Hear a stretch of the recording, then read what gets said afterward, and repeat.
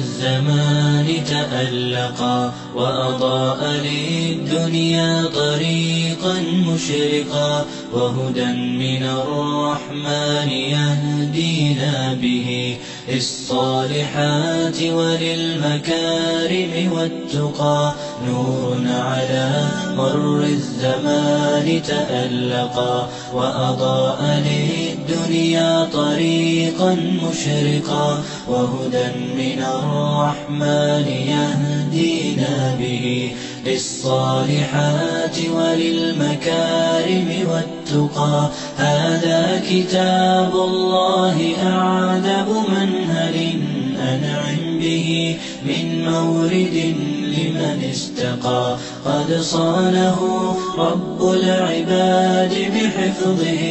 وحماه حتى لا يضيع ويخلقا طوبى لمن حفظ الكتاب بصدره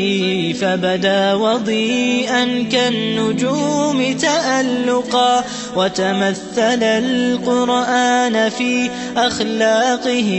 وفعاله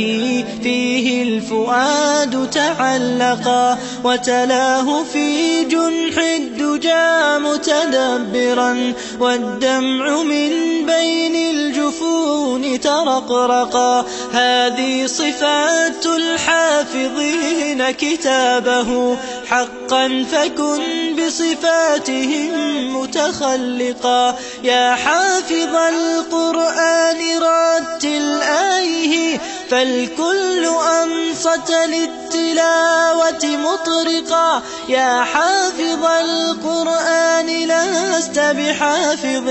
حتى تكون لما حفظت مطبقا ماذا يفيدك أن تسمى حافظا وكتاب ربك في الفؤاد